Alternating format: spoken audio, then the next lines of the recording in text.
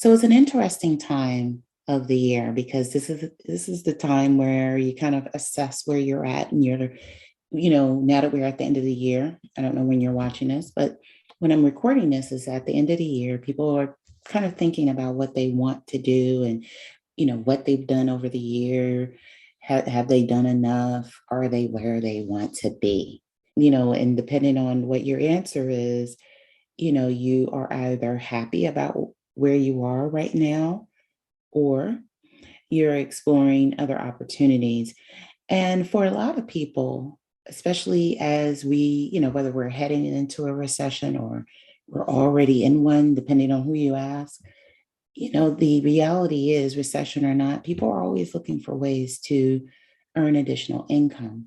People are also looking to start businesses, at this time of the year or, the top of the year as well. So the thing I want you to remember is know what you want before you sign on to anything, before you sign up for anything, because you have folks that are starting side hustles that really want a business and people that are starting businesses that really may want a side hustle. And the key between the two are, two different mindsets, two different things that you may be looking at when you're thinking about starting a side hustle versus a business. This video is all about individuals that have already determined that they want to start a business, and in particular, a professional service-based business, which is, done for you service, a coaching program. Those are types of professional service-based businesses. So that's who this video is for. And, you really need to know your goals so that you don't get sucked in to everything. And in case you're seeing me for the first time, my name is Michele Davis, and I am not only the host of the Boss Experience podcast, but I'm also a business coach and strategist. In this video, I want to share with you the 5 key areas of starting a business. I started my business in 2016. I was, hopping around different business ideas. I didn't know what I wanted to do. And what I was doing is, I knew I wanted to start a business. So the first thing I did is I looked online. I looked on social media because I'm like, okay, my business idea is out there in social media land somewhere. And what I discovered in my venture on social media land, that it's very easy to get lost and it's very easy to get confused and overwhelmed by all of the different options. What I ended up doing is I ended up, attending all these master classes and, downloading a bunch of PDFs and doing all of this, listening and consuming of information. And then when it came down to implement what this business idea I had learned about, because I had gone to, 50 different sources to get this information. I had no idea what to do because I was on information overload. And so I want to caution you from doing that. I invested a lot of money in the different courses. I invested a lot of money into coaching.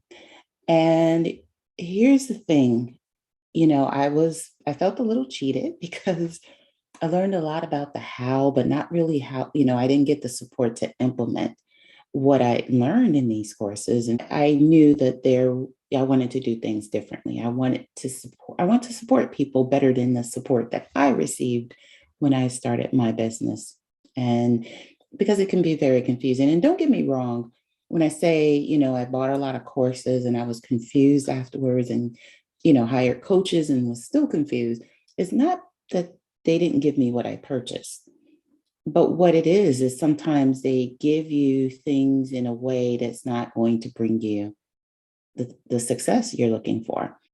So yes, I can attend a group coaching program, but I also want someone who's going to work with me one-on-one and look at my business and give me feedback about what I'm doing. There's nothing like that human connection.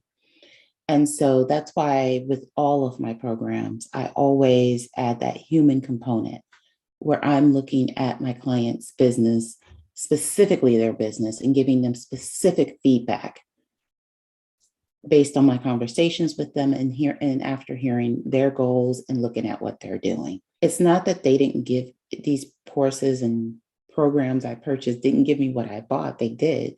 It just didn't bring me the success I desired. So I want to tell you about these 5 components. So the first component is mindset.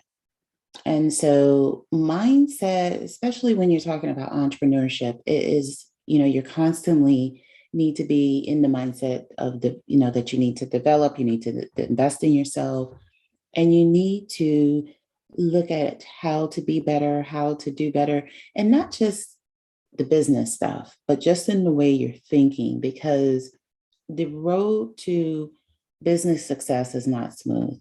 You have many ups and downs, you have many disappointments. And I think a lot of people kind of come into entrepreneurship. And I don't think, I know a lot of people come into entrepreneurship and they're looking at, you know, I just, I got to pay bills, they told me this would generate money for me. And you can't really come in to a business with that mindset. Entrepreneurship has to be something you really want. You may or may not earn money right away. You have to be prepared to allow yourself to learn and give yourself grace and understanding. And so everything starts with mindset. So with business, depending on who you ask, mindset is about 80 to 90% of starting and running and scaling a business. And, strategy and everything else could be 20, 10, 5%, because it's really how you're thinking. It's not about the fact that you will fall and you will fail at some things. It's about the fact that you need to get up, that you have to get up if you and live another day to do this business. You have to pick yourself up. You have to pick yourself up. You can't lay there and give up. And if you're not in business for the right reasons, or you don't take the time to really develop the way, your mindset and really condition yourself to have the right habits to, really be consistent in business, you're going to get out of it what you put into it. So the next key area is idea. And so what tends to happen when people have a business idea, they can easily get distracted and start looking outwardly. Remember I said I was looking in social media land for my business idea?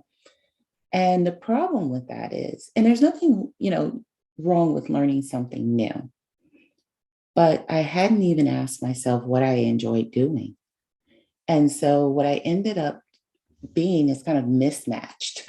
I was finding all these different ideas, and there's no shortage of business ideas on social media, but I was mismatched with, my skill level versus the things that the business ideas I was pursuing. And so you have to first kind of look within and know what your skills are. And it's okay to not want to do exactly what you were doing before, or the type of work that you're doing in your 9 to 5, but you do need to do something that relates to your skill set. Otherwise, you are relying on the skill set of someone else to get you to the point of, learning the business and learning about the product that you're selling. And when you come in with your own skill set and you're able to do it, then it's all about kind of building around that and learning the business aspect of leveraging what you already know. The next key component, and this is number 3, is problem. What problem are you solving? And so I always take my clients through a process. So we start off, we look at, your business idea. Sometimes my clients have a clear vision of what they see themselves doing. Sometimes they don't. But, the thing that we have to focus on before we can do anything else, before we can do any program development, before we can, create this wonderful framework for your coaching program, or package up your done for you service, we have to know what problem do you solve? And that has to be crystal clear. You have to communicate that and put that in your messaging and everything that you do. Otherwise, people won't understand what you do, and they won't understand whether or not you're the right person for them to sign on with. So, what problem you solve is very, very important. And I would say, the vast majority of the clients that I've worked with over the course of, years, they don't know what problem they solve. They know that they sell the service and they think that they're supposed to market the product or market the service. And that's just not the case. Then there's the fourth area. And this is the area that a lot of people skip, they graze over because because they're finding their business idea in social media land and online, they're grazing over the market research part because they're trusting that the person that they just followed, this business idea that they just learned about from this people, and it's like, oh, okay, they're successful at it. Surely this is a successful product or service I can provide. And that may not be the case. You can't predict your success based on the success of others. What you can do is you can gather information about that particular business idea, really reflect on it and think about, is this something that I'd like to do? But most importantly, research the product and see, what's happening in the industry. Where is this product going? What's the potential for repeat customers? Or what can I offer to keep people coming to me? And a big part is, what gaps are there in this industry that I can tap into so that I can stand out amongst the crowd, the noise, and everyone else that's selling the same service that I am. And what volume are people searching for this? And what are people saying that they need? What way are they searching for this product when they search online? Market research is key. It helps you know, is this a product, a viable idea for you?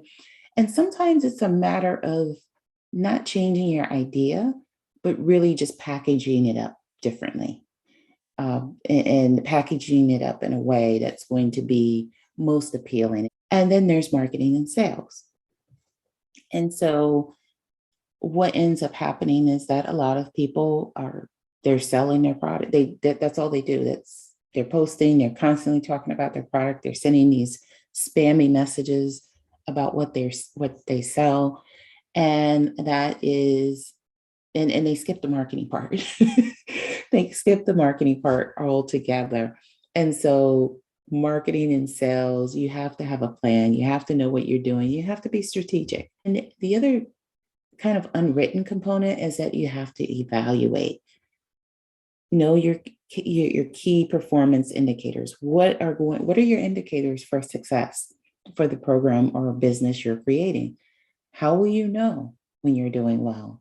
And usually when there's something wrong or you're not meeting, your ideal revenue, your revenue goals or your other goals that you may have in place, it's usually in one of these components that you have to kind of go back.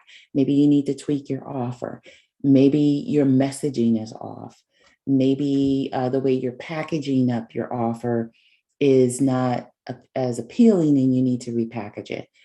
Maybe you're not clear about what problem you're solving, and people are confused about what you're offering, because maybe you're offering one thing but your audience needs something else. So revisiting, you have to be willing to revisit these areas and see what's going wrong when you're not meeting your goals. And for folks that are looking to revive a business that maybe didn't do well or that they didn't stay consistent to continue operating, these are the areas you want to look at. And for some people, you just got to start at ground zero, because the time that you may have left your business and now, it just may be a different time. Things have changed, or maybe you don't even want to do the same thing you were doing before. You have to know when to scrap things. You have to know when to look at what's not working and scrap it as well. And so that's all part of being able to evaluate yourself, invest in yourself so that you have other eyes on what you're doing.